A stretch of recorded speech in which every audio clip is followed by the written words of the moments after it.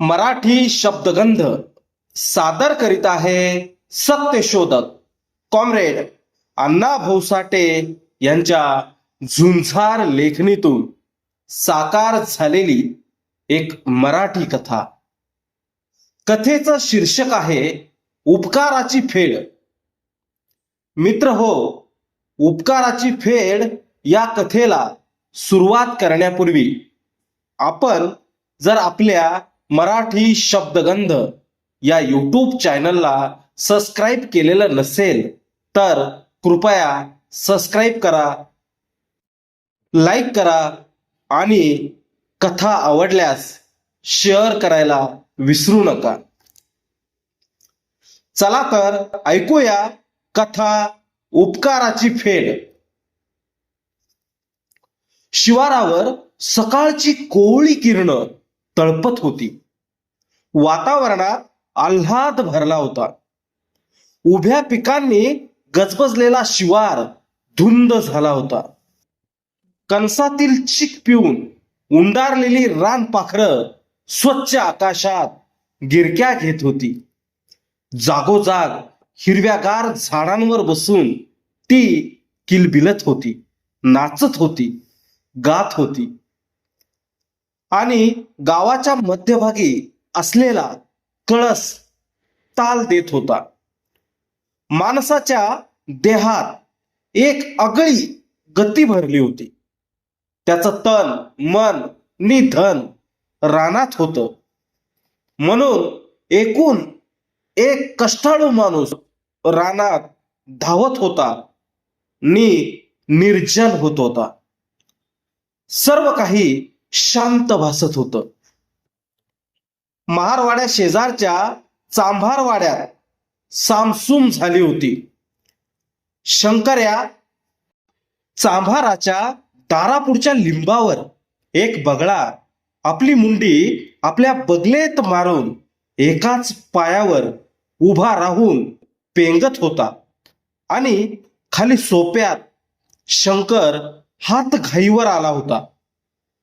त्यानं एक पाय सरळ पुढं पसरून आणि एक पाय दुमडून पाठ भिंतीला लावली होती.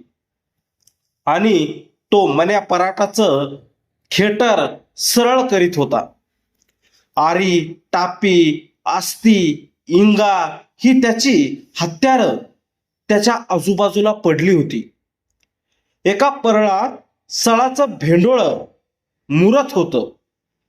नुकतीच आणलेली कातड्याची घडी सोप्यात दरवळत होती. घरात चहा कडत होता, त्यामुळे त्याच्या अंगात भलतीच चपळाई शिरली होती. तो परटाच्या खेटराला उलट पालट करीत होता. आणि किंचित अंतरावर उपलानी बसलेला मन्यापरीट शंकर्याच्या हातातील आपल्या खेटराकडे टक लावून पाहत होता. त्या खेटराबरोबर त्याची नजरही उलटी पालटी होत होती. मन्या परटाचा उभ्या गावावर दरारा होता नि त्याच्या बोलाला मोलही होतं. 42 पासून तो पुढारी म्हणूनच त्या गावात मिरवत होता. आणि असला पुढारी आपला मैतर म्हणून शंकर्या चांभार भलताच चढला होता. बाजूला एका लाकडाच्या ओंडक्यावर बसून लखू मांग चांभाराकडे पाहत होता. त्याच्या पायताणाचा पणा उपसून निघाल्यामुळं त्याचा खोळंबा झाला होता. आणि शंकर्याचं काम संपत नव्हतं. शंकर चांभार हातानं खेटर नीट करीत तोंडानं बोलत होता. बोलण्यात याची बरोबरी करणारा माणूस त्या गावात नव्हता. वर्षात 4-6 महिने मुंबईत राहून हा चांभार भलताच शहाणा म्हणून त्या गावात त्याची ख्याती होती. तो दिल्लीपासून ते चांबड्याच्या बाजारापर्यंत सर्व विषयावर बोलत होता, विनोद करत होता, हसत होता नि परीट व मांग यांना हसवीत होता. इतक्यात मळू महार पायाच्या अंगठ्यात पायतान धरून ओढीत आला.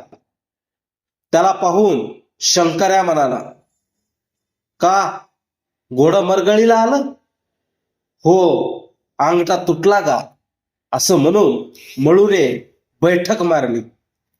मग शंकर्यानं पराठाचं खेटार पराठाकडे सरकवून पराळातील सळ ओढला, एक आरी घेतली आणि तो सळ व ती आरी मळूकडे फेकीत तो म्हणाला, घ्या हे सामान, निकरा नीट पायतान.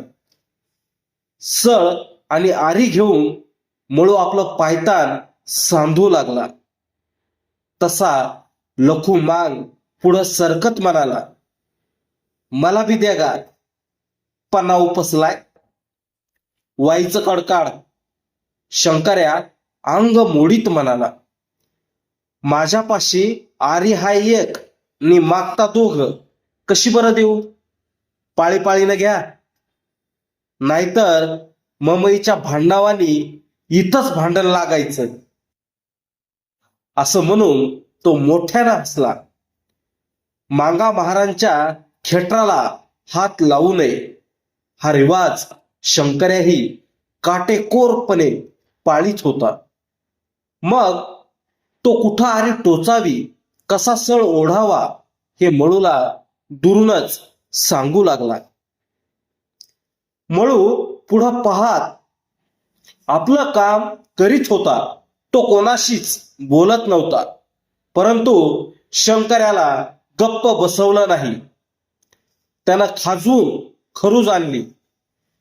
तो पराठाकडे वळून म्हणाला, मारांचं बी घसारलं बरं. तेरं कसं? मळून सळ ओढीत विचारलं आणि शंकर्या म्हणाला, त्यांनी समितीला मत देऊन शान काँग्रेसला पाडलं. एक गोष्ट बोलू? मळून आरी टोचीत विचारलं. हो हो, बोल की. शंकर्यानं टकुरं खाजवलं. चांभाराला टाक्या गणिक बुध असती, अशी एक म्हण आहे. मळू चिडक्या स्वरात म्हणाला, पण तू चांभार असून एक बी नाही. माझ्या टकुऱ्यात नाही आलं. शंकर्यानं नकारार्थी मान हलवली आणि मळू म्हणाला, अरे काँग्रेस पडली, त्यात तुझ्या बाचं काय गेलं? तसं नव. शंकर्या चाचरत म्हणाला, आपण गरीब चिलटाना हत्तीवर गाड्या खेळणं बरं नाही. अरे मग तो हत्ती पडला रे कसा? बोल. मळूला चीड आली. त्यानं बोल या शब्दावर जोर दिला. त्याबरोबर शंकर्या पेकाट खाजवू लागला. त्याचा चेहरा खरकन उतरला. बोलण्यात ख्याती पावलेला शंकर भुई सपाट झाला. परीट नि लखू मांग गंभीर होऊन शंकर्याकडे पाहू लागले. एवढ्यात चहा तयार झाला. शंकर घरात गेला आणि चहा पिऊन पुन्हा बाहेर आला. त्याला हुशारी आली. त्यानं देवळीत ठेवलेल्या खास कपात लखूला चहा दिला आणि तो मळूला म्हणाला, वाईचा चहा घेणार का? मी चांबाराचा चहा पित नाही. हातातील आरी परत फेकीत मळू म्हणाला आणि शंकर चिडला. तो आपल्या मिशा साफसूप करीत म्हणाला, मानानं पान खावं असा वडिलांचा बोल हाय, पण शेरडावानी पाला खाऊ नये असा माझा बोल आहे. मळूची नाकपुडी थरारली. ती पाहताच शंकर गुरकला. म्हणजे काय? म्हणजे वासरात लंगडी गाय. शंकर्याला मळूचा राग आला, परंतु मळूची वयोमर्यादा आड आली म्हणून तो गप्प बसला आणि तोंड आवरून शांतपणे म्हणाला, असं तिड्यात का बोलतोस? माझं बोलणं सरळ आहे, मळू म्हणाला. तू माझा चहा पिणार का? बोल. ते कसं बरं जमणार? तू महार, मी चांभार, मग आम्हीच तुझा चहा का प्यायचा? साऱ्यांनी आपापल्या पायरीनं वागावं, शंकर म्हणाला. आणि मळू थोडं पुढं सरकून बोलला, तुझी कंची पायरी? चल नाव घे. तू आमची बरोबरी करू नको, शंकर्या म्हणाला.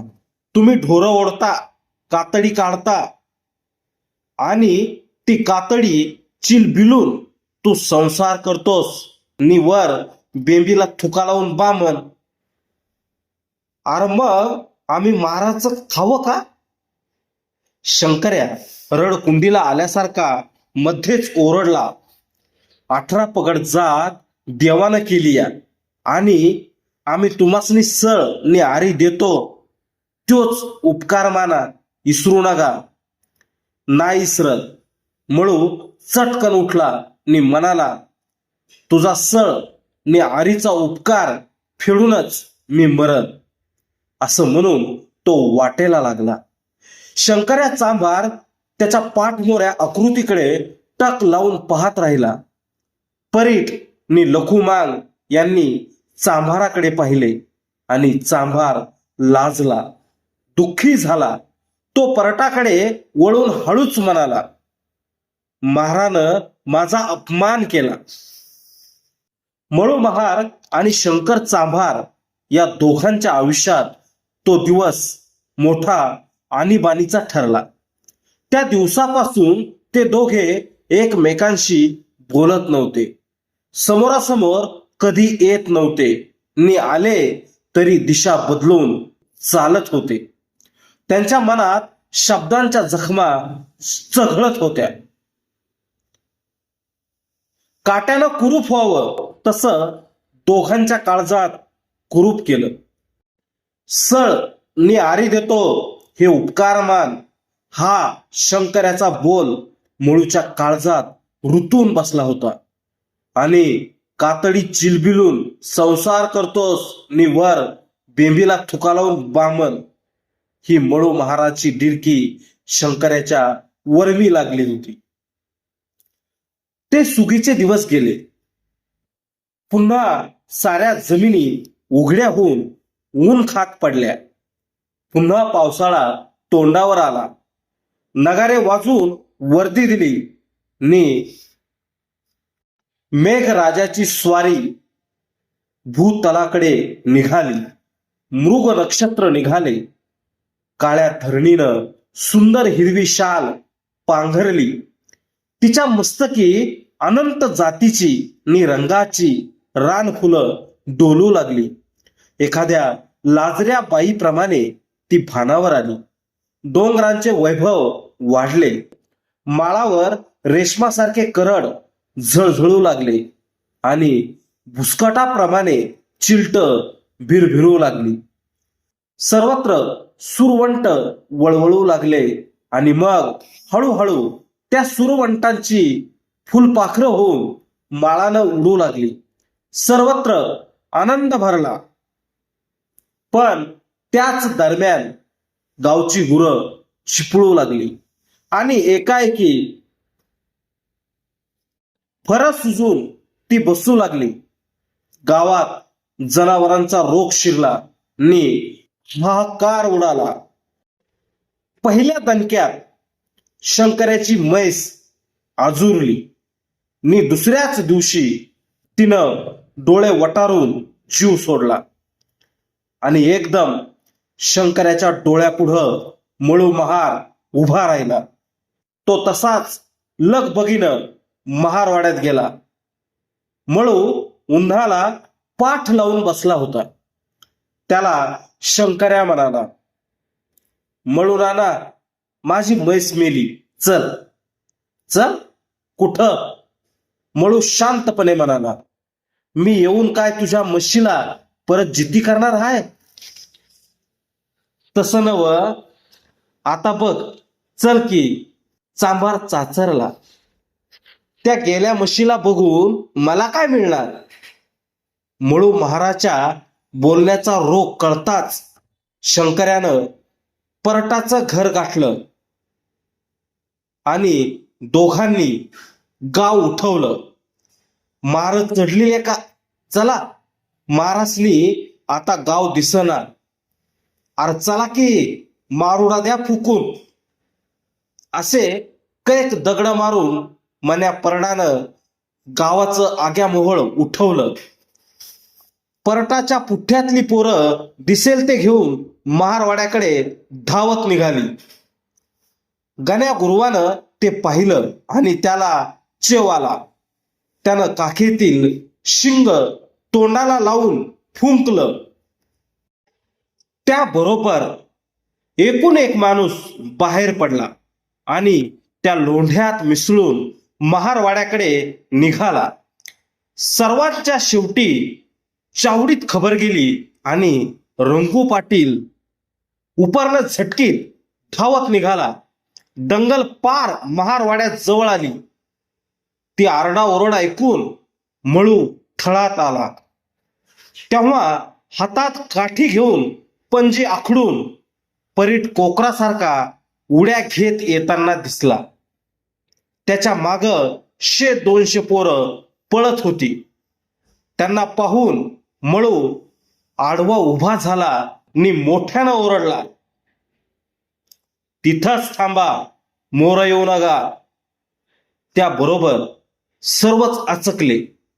परीट गपकन थांबून म्हणाला, जीव पाहिजे असल तर माग सर, मला नग जीव, कटाळा आलाय त्याचा. मळू नाक फिंदरून म्हणाला, काय भानगड हाय? मी मारुडा पेटवणार हाय. परीट गुरकला, तू नका पेटू, मीच पेटवतो.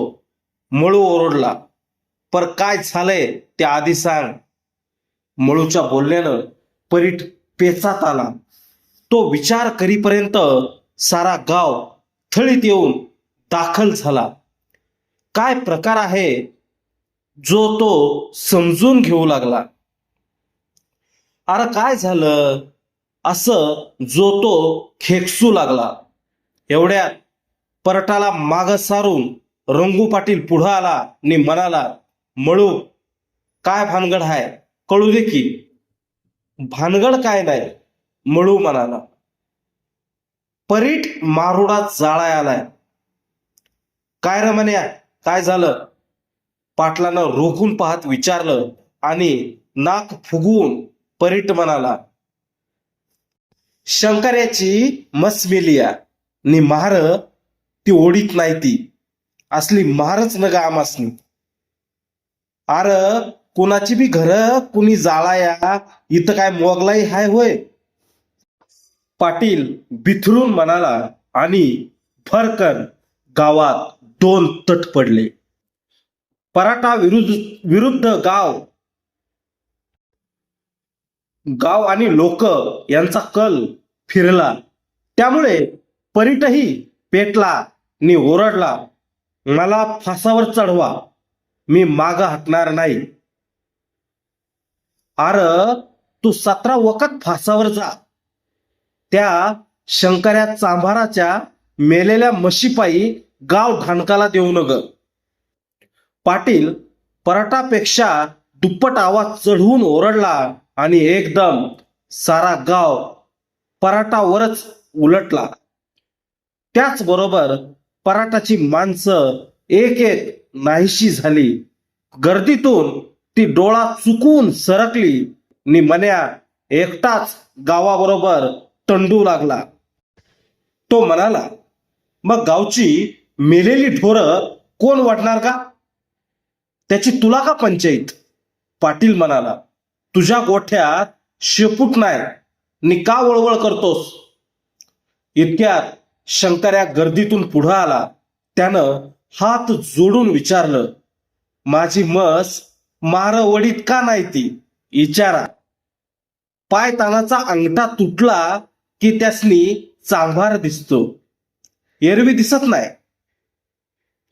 का दिसत नाही? दिसतो की. मळू म्हणाला, अंगठा तुटला की तू सळ नि आरी देतोस. हो हो, चांभार मधीच ओरडला, देतोच की. मग थांब तर, असं म्हणून मळू घरात गेला आणि आरुस व कावडणी घेऊन आला.